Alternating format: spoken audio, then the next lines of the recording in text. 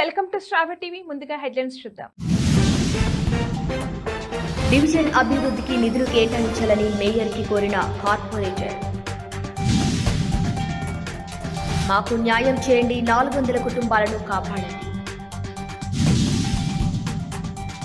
విశాఖ వెళ్లే విమానంలో సాంకేతిక లోపం, శంషాబాద్ ఎయిర్పోర్ట్లో అత్యవసర ల్యాండింగ్. తెలంగాణ కేబినెట్ భేటీ.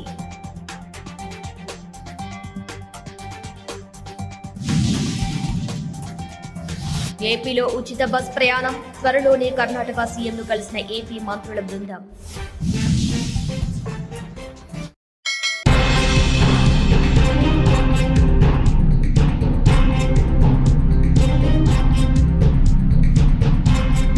శంషాబాద్ ఎయిర్పోర్ట్ లో విమానం అత్యవసరంగా ల్యాండ్ అయింది. ముంబై నుంచి విశాఖపట్నం వెళ్తున్న ఇండిగో విమానంలో సాంకేతిక లోపం తలెత్తింది. వెంటనే అది గమనించిన పైలట్ విమానాన్ని శంషాబాద్ ఎయిర్పోర్ట్ కు మళ్లించి ల్యాండింగ్ చేశాడు. ఆ సమయంలో విమానంలో 114 మంది ప్రయాణికులు ఉన్నారు. వారంతా సురక్షితంగా బయటపడ్డారు. ఇక విమానం దిగి బయటకు వచ్చిన వారంతా ఊపిరి పీల్చుకున్నారు. జరగరానిది ఏదైనా జరిగి ఉంటే పరిస్థితి ఏంటని వారంతా చర్చించుకుంటున్నారు. మరోవైపు ఈ ఘటనపై అప్రమత్తమైన అధికారులు విచారణ చేపట్టారు.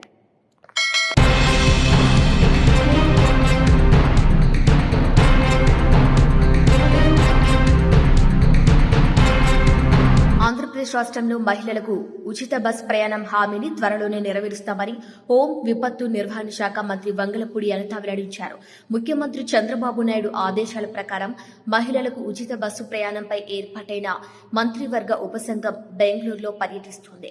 ఈ సందర్భంగా ఉచిత బస్సు ప్రయాణం గురించి సమగ్రంగా తెలుసుకునేందుకు కర్ణాటక రాష్ట్ర ముఖ్యమంత్రి సిద్దరామయ్య, రవాణా శాఖ మంత్రి రామలింగారెడ్డి, సహ రవాణా శాఖ ఉన్నతాధికారులతో సమావేశమైనట్లు హోంమంత్రి అనిత తెలిపారు. మహిళలకు ఫ్రీ బస్ స్కీమ్ను విజయవంతంగా అమలు చేస్తున్న కర్ణాటక సీఎం సిద్దరామయ్యకు ఈ సందర్భంగా అభినందనలు తెలియజేశారు. ఈ సందర్భంగా ఉచిత బస్సు ప్రయాణం, పలు విషయాలపై చర్చించారు. అనంతరం ఏపీ రవాణా శాఖ మంత్రి నేతృత్వంలో స్త్రీ శిశు సంక్షేమ శాఖ మంత్రి గుమ్మడి సంధ్యారాణితో కలిసి హోంమంత్రి అనిత బెంగళూరులోని శాంతినగర్ బస్ డిపోను పరిశీలించారు. అనంతరం డిపోలోని కొత్త బస్సులో ప్రయాణించి ప్రయాణికులతో హోంమంత్రి ముచ్చటించారు. ఈ పథకం ద్వారా మహిళలకు కలిగిన లబ్ధి గురించి వారిని నేరుగా అడిగి తెలుసుకున్నారు.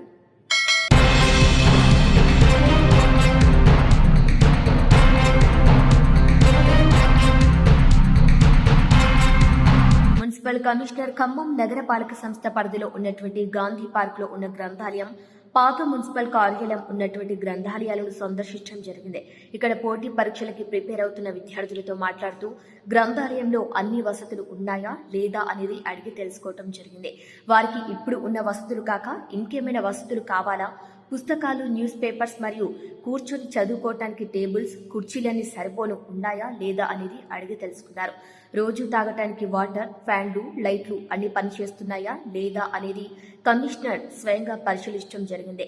లైబ్రరీలో ఇంకేమైనా వసతులు కావాలంటే తమ దృష్టికి తీసుకురావాలని విద్యార్థులకు చెప్పడం జరిగింది. పాత మున్సిపల్ కార్యాలయంలో నిర్వహిస్తున్న గ్రంథాలయంలో విద్యార్థులతో మీకు ఇంకా ఏం వసతులు కావాలని అడగ్గా వారు తమకు లైబ్రరీ తెరిచి ఉంచే సమయం పెంచాలని, ఇంకొంచెం లైటింగ్ ఉండేలా చూడాలని అడగ్గా తక్షణమే అక్కడ ఉన్న ఇంజనీరింగ్ అధికారులతో లైట్లు ఏర్పాటు చేయాలని, అంతే ఇప్పుడు ఉన్న టాయిలెట్స్ ని మహిళలు ఉపయోగించుకునేలా ఏర్పాటు చేయాలని, పురుషుల కోసం ప్రత్యేకమైన టాయిలెట్లు ఏర్పాటు చేయాలని అధికారులకు చెప్పడం జరిగింది. లైబ్రరీ అధికారులతో మాట్లాడుతూ వారికి ఏమేం పుస్తకాలు కావాలో అవి అందుబాటులో ఉంచేలా చర్యలు చేపట్టాలని అన్నారు. అంతే ఇక పరీక్షలు దగ్గర పడుతున్నందున లైబ్రరీ సమయం ఉదయం నుంచి రాత్రి వేళ వరకు ఓపెన్ చేసి ఉంచేలా చర్యలు తీసుకోవాలని అధికారులను ఆదేశించడం జరిగింది.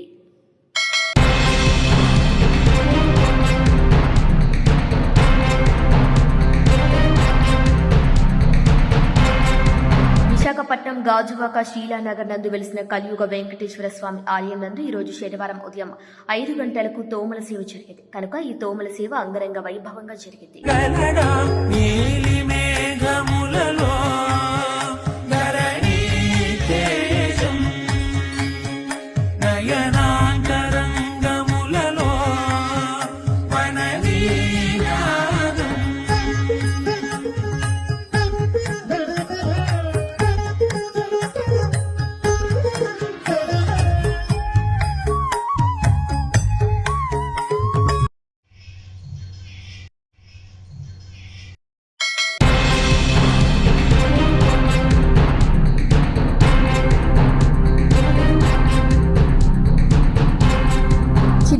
గ్రామ శివార్లో గల inter snack cashew India private limited factory నందలి వర్కర్స్ గత 49 రోజులుగా ఫ్యాక్టరీ గేటు ముందు నిరసన చేపట్టారు.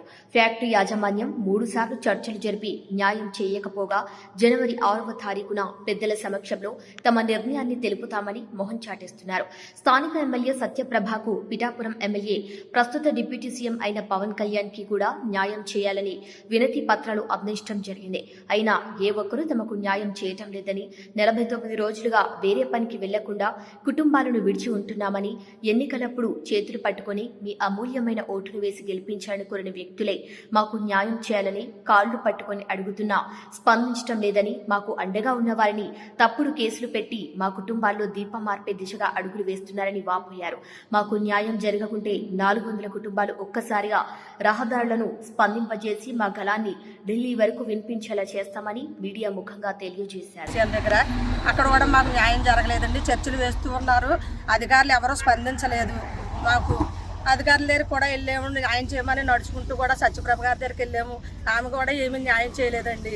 జ్యోతి నెహ్రూ గారి దగ్గరికి వెళ్ళాము, ఆయన కూడా ఏమి న్యాయం చేయలేదు. అధికారులు ఎవరు మమ్మల్ని పట్టించుకోవట్లేదు. ఎంతమంది ఆడవాళ్ళు రోడ్డు మీద పడి ఉన్నారు, వాళ్ళ ఫ్యామిలీలు ఎలాగున్నాయి అని కూడా ఎవరు కూడా పట్టించుకోవట్లేదండి. మరి మాకు న్యాయం చేయాలని ప్రభుత్వాన్ని కోరుకుంటాం. అవసరమైతే కంపెనీని ప్రభుత్వమే తీసుకొని మాకు న్యాయం చేయాలని, మాకు ఉద్యోగం కల్పించాలని కోరుకుంటున్నామండి.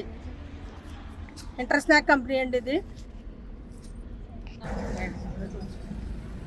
10 సంవత్సరాల నుంచి ఇక్కడ 49 రోజులు 10 సంవత్సరాల నుంచి పనిచేస్తున్నామండి. వీళ్ళు అన్నా చేసి 49 రోజులు అయ్యింది. అధికారులు ఎవరు స్పందించలేదు. మాకు ఎటు కూడా న్యాయం చేయట్లేదండి. ఏంటంటే ఇక రేపు మన వాయిదాలు వేస్తున్నారు తప్ప కానీ న్యాయం అయితే జరగలేదు. రేపు 6వ తారీఖున జేసీఎల్ మేడం దగ్గర మీటింగ్ పెట్టారండి. ఆ రోజు న్యాయం జరగకపోతే మాత్రం మేమందరం కూడా ఈ కంపెనీని, ఈ స్థలం స్వాధీనం చేసుకొని మేమందరం పాకలు వేసుకొని మా పిల్లల్ని వదిలేసి రావాల్సి వస్తుంది. పెద్దోళ్ళని వదిలేసి వస్తున్నాం. వాళ్ళందరినీ తీసుకొని ఇక్కడికే వచ్చేసి ఇక్కడే పాకలు వేసుకొని ఇక్కడే వండుకొని తిని మేమందరం కూడా ఇక్కడే ఉంటామని 409 మందికి కూడా న్యాయం జరగాలని మేమందరం కోరుకుంటున్నామండి. ఇక్కడే ఉంటాం మేము. ఇంకా రాత్రి కూడా ఇంటికి వెళ్ళడం ఉండదండి. ఇక్కడే ఉండిపోయి మేము ఇక్కడ పాకలు వేసుకొని ఉంటామని ప్రభుత్వం వారికి మరి మాకు సపోర్ట్ రావాలి మీరు అని మేము కోరుకుంటున్నామండి. మాకు యాజమాన్యం న్యాయం చేయాలి. న్యాయం చేయకపోతే మాత్రం ఇదే చేస్తామండి. మేము కంపెనీలో 9 సంవత్సరాల నుంచి పనిచేస్తున్నానండి. మాకు కంపెనీ అట్లా మూసేసి అట్లా తలుపు వేసేసుకొని పోయి మమ్మల్ని రేపు చర్చలు జరుపుతాం అలాగని చెప్పేసి తాళాలు వేసుకొని వెళ్ళిపోయారు. అదేవిధంగా మేము మళ్ళీ మరుసటి రోజు డ్యూటీ ఉందనగా డ్యూటీ కానీ వస్తే తాళాలు వేసేసి ఉంటే మా బాధ కాదో చెప్పుకోవడానికి అలాగనేసి ఉంటే ఒక రాజకీయ నాయకుడు కానీ ఎవరు కూడా రాలేదు. అలాగే ఇటైపు ఇలాగే ఈ రోడ్డుని సీఎం గారు వెళ్తుంటే మేము పత్రం కూడా ఇచ్చామండి. ఇన్ని పత్రం కూడా ఇచ్చే మీరు అది చదివారో లేదో మాకు తెలియదు కానీ మాకు మాత్రం మేము లెటర్లు కూడా సీఎం గారికి లెటర్లు కూడా వేసామండి. పోస్ట్ ద్వారా లెటర్లు కూడా వేసాం. లెటర్లు వేసిన మళ్ళీ ఇటు సత్యప్రభ దగ్గరికి వెళ్ళి నడిచెళ్ళి పాదయాత్ర చేసి మరీ ఇచ్చామండి. 2 సార్లు వెళ్ళాం సత్యప్రభ దగ్గరకు కూడా. మాకు ఎటువంటి హామీ లేదు. ఇటు జ్యోతి నెహ్రూ దగ్గరికి వెళ్ళామండి. అది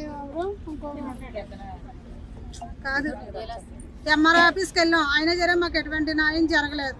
మాకు న్యాయం అధికారులు వచ్చి న్యాయం చేస్తారని మేము కోరుతున్నామండి.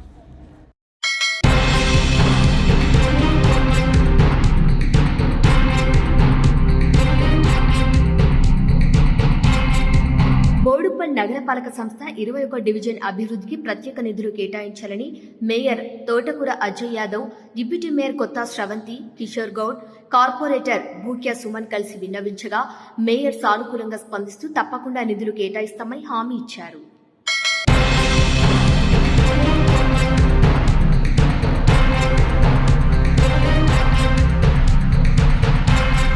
సంక్రాంతికి రైతు భరోసాతో వస్తున్నామంటోంది అధికార కాంగ్రెస్. మీరిచ్చే భరోసా నిండా బొక్కలే, రైతుకు సంపూర్ణ భరోసా కావాల్సింది అంటూ కండర్ర చేస్తున్నాయి అపోజిషన్ పార్టీలు. ఇటు పోరాటానికి ముహూర్తం పెట్టి యుద్ధ భేరి మోగించింది బీఆర్ఎస్ పార్టీ. అన్ని కొర్రిలే, రేవంత్ సర్కార్తో రైతులకి వర్రిలే అంటూ బీజేపీ కూడా భగ్గుమంటోంది. ఈ నేపథ్యంలో ఇవాల్టి కేబినెట్ మీటింగ్ పై ఆసక్తి నెలకొంది. ఎలాంటి నిర్ణయాలు తీసుకుంటారా అని ఇటు పొలిటికల్ పార్టీలు కనికరించేలా డెసిషన్స్ ఉండాలని, అటు రైతులు ఇప్పుడు అందరి చూపు కేబినెట్ వైపే అన్నట్లుగా ఉంది పరిస్థితి. ఇక ఇవాళ తెలంగాణ కేబినెట్ భేటీ కానుంది. సీఎం రేవంత్ రెడ్డి అధ్యక్షతన సెక్రటరీ సెక్రటేరియట్లో మంత్రిమండలి సమావేశం జరగనుంది. ఎన్నో అంశాలు ఉన్నప్పటికీ రైతులకు సహాయం కింద ఇచ్చే రైతు భరోసాలోని షరతులు, విధి విధానాలపైనే ప్రధానంగా చర్చ జరుగుతున్నట్టు తెలుస్తోంది. ఇక ఇప్పటికే రైతు భరోసాపై కసరత్తు పూర్తిగా వస్తున్న వేళ కొర్రీలు లేని భరోసా కావాలంటూ విపక్షాలు కన్నెర్ర చేస్తున్న వేళ ఇవాల్టి కేబినెట్ మీటింగ్ ప్రాధాన్యత సంతరించుకుంది. ఇక రైతు భరోసాపై సీఎం నిర్ణయాలు ఎలా ఉండబోతున్నాయని ఇటు రైతు లోకంతో పాటు అటు అపోజిషన్ పార్టీలు కూడా ఆసక్తిగా ఎదురుచూస్తున్నాయి.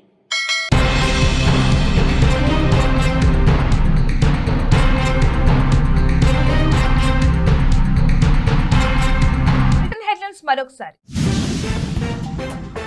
డివిజన్ అభివృద్ధికి నిధులు కేటాయించాలని మేయర్కి కోరిన కార్పొరేటర్.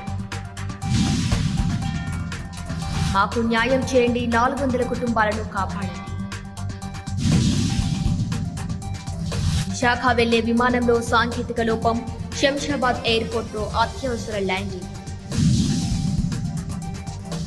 తెలంగాణ కేబినెట్ భేటీ.